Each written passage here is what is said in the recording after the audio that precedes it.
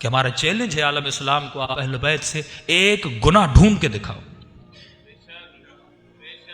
ایک مرتبہ میں دعویٰ کرتا ہوں کہ میں معصوم ہوں، صرف دعویٰ کرتا ہوں، لیکن جب پریکٹیکلی دیکھا جائے تو میں معصوم نہیں ہوں، مجھ سے خطائیں گناہ ہوتے ہیں۔ ایک مرتبہ وہ دعویٰ کرتے ہیں کہ ہمارے بڑے معصوم ہیں، پر پریکٹیکلی ان کی زندگی میں کوئی عصمت نہیں ہے۔ لیکن ایک مرتبہ ہم دعویٰ کرتے ہیں علی اور زہرا معصوم ہیں، پریکٹیکلی بھی معصوم ہیں۔ دوسرا ہمارا چیلنج، ہم آپ کے اماموں کے استاد دکھا سکتے ہیں، آپ ہمارے 11 اماموں کا کوئی ایک استاد دکھاؤ۔ یہ معجزہ ہے اہل بیت۔ آپ چھٹے امام کا استاد دکھاؤ، پانچویں امام کا استاد دکھاؤ، چوتھے امام کا استاد دکھاؤ، کہاں کس مدرسے میں پڑھے تھے؟ اور ثبوت ہے، اگر کوئی انسان دنیا سے چلا جائے، میں اسے پہچاننا چاہتا ہوں۔ بھائی میں امیر شام کو پہچاننا چاہتا ہوں بغیر کسی تعصب کے کہ معاویہ بن ابی سفیان کی شخصیت کیا تھی، مجھے جاننا ہے۔ تو مولوی صاحب، مفتی صاحب، اگر مجھے پہچاننا ہے کیسے پہچانوں گا؟ تو اگر کوئی نیچے بیٹھا ہوا شخص کہتا ہے مجھے عارف کاظمی کو جاننا ہے، تو دو ہی طریقے ہیں، کہ آپ مجھ سے ملو، میرے ساتھ رہو، یا میری تقریر سنو، یا میری کوئی لکھی ہوئی کتاب پڑھو۔ ٹھیک ہے؟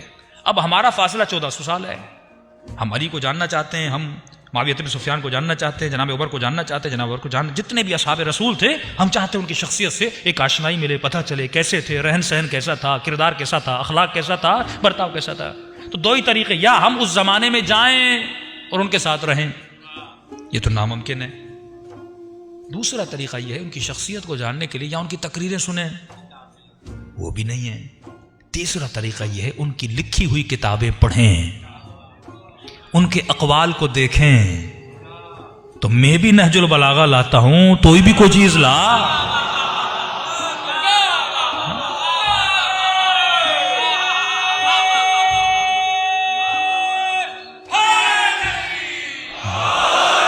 ایک ٹاپک اختیار کرتے، مثلا ٹاپک اخلاق، میں اخلاق کے بارے میں اپنے تمام تر ائمہ کے اقوال لاتا ہوں کہ معصوم نے کیا فرمایا، انسان اخلاق کیسے حاصل کرے، میں بھی لاتا ہوں، تو بھی لا۔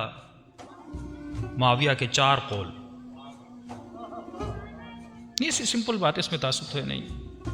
آپ بتائیے کہ جناب معاویہ بن ابی سفیان نے بتایا ہو کہ اگر انسان کو اخلاق مند ہونا ہے تو یہ کرے، آپ لائیے۔ اچھا، میں صبر پہ اپنے معصومین کی سینکڑوں روایات لاتا ہوں کہ انسان کو صابر کیسا ہونا چاہیے۔ ہاں، آپ جناب حضرت عثمان کے 40 قول لاؤ۔ ہاں، خدا سے کیسے بات کرنی ہے،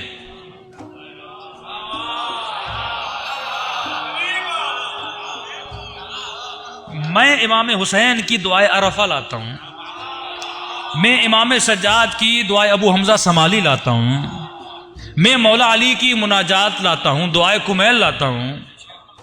آپ بھی حضرت عمر کی کوئی دعا لائیے۔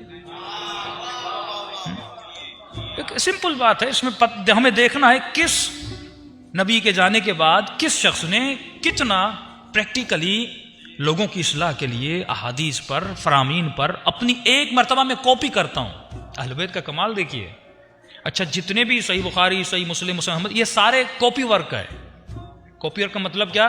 مطلب یہ بھی ضروری ہے کہ رسول نے کیا کہا تھا۔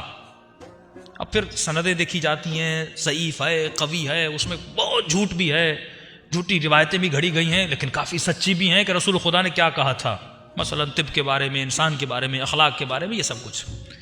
اسی طرح ہمارے پاس بھی ہیں کہ رسول نے کیا کہا تھا، لیکن اہل بیت کی اپنی کریٹیوٹی بھی ہے۔ ہم یہ بھی بتاتے ہیں کہ علی نے خود کیا کہا تھا، حسن نے اپنے سے کیا کہا تھا، حسین نے اپنے سے کیا کہا تھا، اپنی علمیت بھی۔ ایک مرتبہ میں صرف کاپی ورک کرتا ہوں، کاپی ورک کون سی بڑی بات ہے؟ آپ نے بات کہی، میں نے آپ کی بات لکھی اور فلاں تک پہنچائی، میں وسیلہ بنا، میرا کون سا کمال ہے اس میں؟ ایک شرف یہ ہے کہ میں نے آپ کی بات وہاں تک پہنچائی، مجھے ثواب ملے گا، لیکن میرا اپنا ذہن بھی تو ہو، میری اپنی علمیت بھی تو ہو۔ دعائے کمیل علی کی دعا ہے، ابو حمزہ سمالی چوتھے امام کی دعا ہے، دعائے عرفہ واللہ ایک بزنس مین کو، ایک دعائے کمیل، دوسری ابو حمزہ علی، 2 دعائیں پڑھ کے شیعہ ہو گیا۔ میں آج لوگوں کہتا ہوں اب کیوں اتنے جھنجٹوں میں پڑھتے ہو؟ غلط تبلیغ میں، تبرہ کے کسی ایسے طریقے میں چلے جاتے اس کے بجائے کہ ہم اسے شیعہ بنائیں اسے دور کر دیتے ہیں. سمپل زندہ معجزہ اہل بیت کا، زندہ معجزہ اہل بیت کی دعائیں ہیں. میں کہہ رہا ہوں زندہ معجزہ ہے. اگر واقعاً کوئی حقیقت طلب اور حقیقت جو کوئی شخص ہو، آپ اسے ایک دعا کو میل دو کہ یہ مولا علی کی ہے. اب تو علم کو بھیٹنا شروع کر، علی کہاں تھے اور وہ کہاں تھے. خزانے بھرے ہوئے ہیں، 70 جلدیں ہمارے اماموں کا علم پڑا ہوا ہے. تو انسان اگر کسی کو جاننا چاہتا ہے، سمپل سے سیاستدان کو پہچاننا، اس کے ہم بک پڑھتے ہیں. تو ہم نے علی کو تعصب سے علی نہیں بنایا، علی کو پرکھا، علی کو دیکھا، علی کو سمجھا. علی سے بہتر کوئی ملا ہی نہیں. مجبوری تھی ہماری علی کے در پہ جانا، مجبوری تھی ہماری مولا حسین کے در پہ، حسین کے در پہ جانا. بہتر شخصیت نہیں مل رہی، بہتر کردار نہیں مل رہا، بہتر علم نہیں مل رہا. یہاں تعصب کی بازی تو نہیں ہے. اے انسان، تجھے اپنی قبر میں جانا ہے، نہ کسی مولوی کی نہ کسی مفتی کی.